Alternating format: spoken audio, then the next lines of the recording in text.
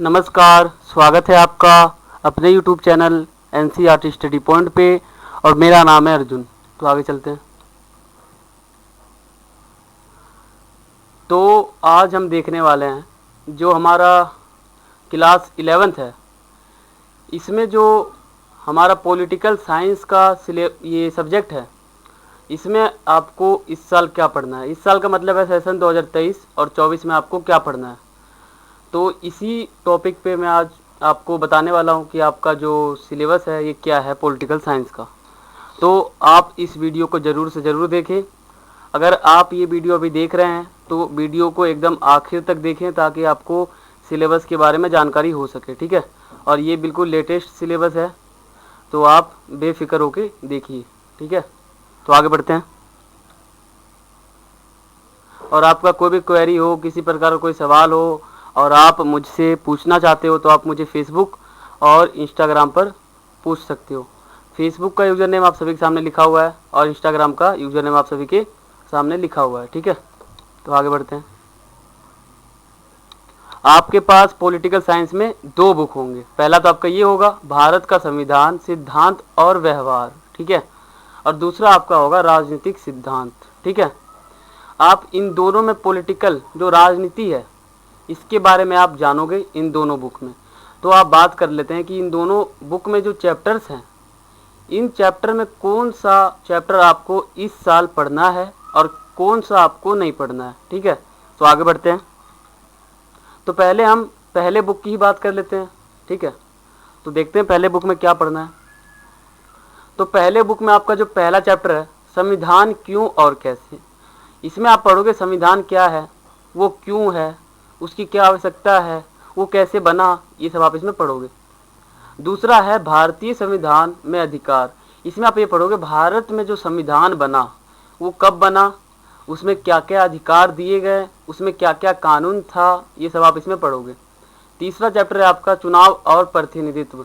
इसमें आप ये पढ़ोगे जो चुनाव हुआ था, पहला चुनाव 1952 में हुआ था, उसमें कितनी भागीदारी थी, कितने युवाएं जो थे वो वहाँ पर चुनाव के लिए खड़े हुए थे, उनका प्रतिनिधि वहाँ पे था, ये आप इसमें पढ़ोगे। और आप जो आपका जो चौथा चैप्टर है कार्यपालिका, ये आप पढ़ोगे। विधायिका पढ़ोगे, न्यायपालिका पढ़ोगे, ये तीनों आप पढ़ोगे इस साल, ठीक है। संघवाद जो है ये आप पढ़ोगे। स्थानीय शासन जो है, ठीक है, ये आप पढ़ोगे। संविधान एक जीवंत दस्तावेज, ये आप पढ़ोगे। और जो आपका 10वां चैप्टर है संविधान का राजनीतिक दर्शन।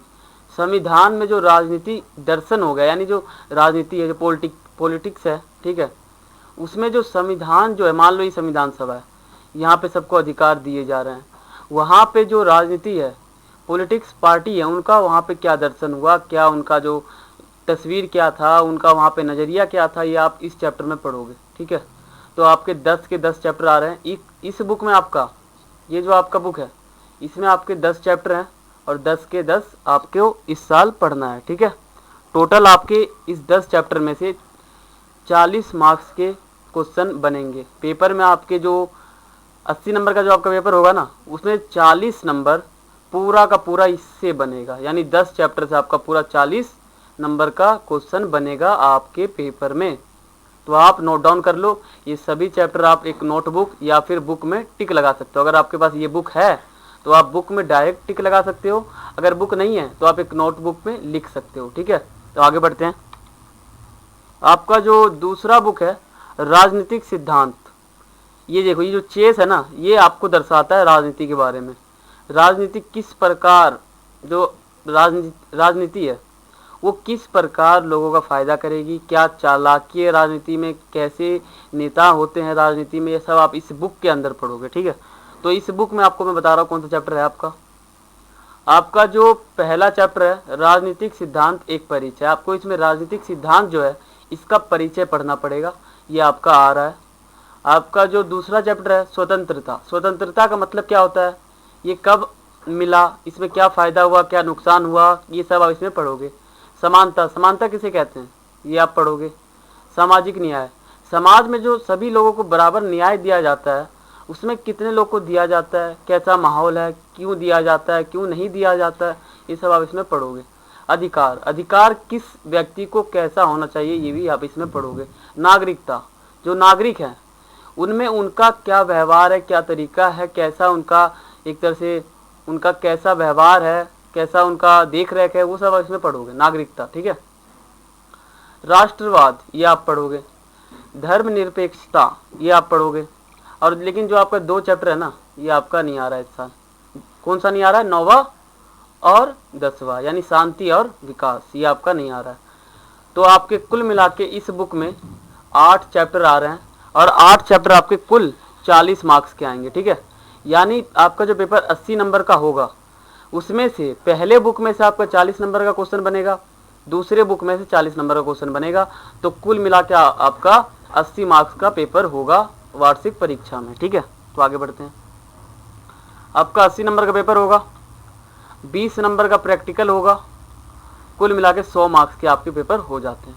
यानी 80 नंबर का आपका पेपर होगा, 20 नंबर का आपका प्रैक्टिकल होगा, जो आपका प्रोजेक्ट फाइल बनता है, जो आपके जो अध्यापक हैं वो आपसे मौखिक टेस्ट लेते हैं, वो सब आप इसमें आ जाता है। ठीक है। इसमें अनुशासन, परसेंटेज, सब कुछ इसमें आ जाता है। सब कुछ जोड़ के फाइल का नंबर बनता है, कॉपी का बनता है, अनुशासन का बनता है, डिसिप्लिन सबका बनता है, और हाजिरी जो होता है उसका भी बनता है। सब मिक्स करके 20 नंबर का होता है और 80 नंबर का आपका पेपर होता है। ठीक है।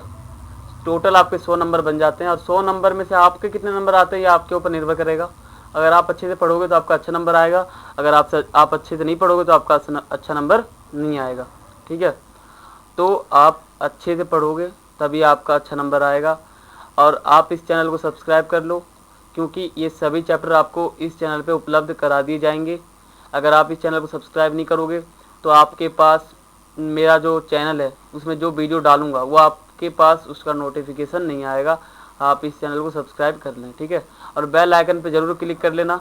अगर आप सब्सक्राइब कर लोगे तो कोई फ़ायदा नहीं है अगर आप बेल आइकन पे क्लिक नहीं करोगे, इसलिए आप बेल आइकन पे क्लिक कर लो। ठीक है। तो आज के लिए इतना ही था। हमारा चैनल जो है उसका नाम है NCERT स्टडी पॉइंट और हमारे चैनल का लोगो ये है। ठीक है। आप चैनल को सब्सक्राइब करो, लाइक करो और बेल आइकन पर क्लिक कर देना, तभी आपके पास नोटिफिकेशन आएगा। ठीक है। और कोई भी कमेंट हो तो आप मुझे इसमें पूछ सकते हो यूट्यूब पे, लेकिन मैंने आपको फेसबुक और इंस्टाग्राम का बता ही दिया है, उसमें भी आप पूछ सकते हो। ठीक है। तो आज के लिए इतना ही था। वॉचिंग सभी को। जय हिंद, जय भारत।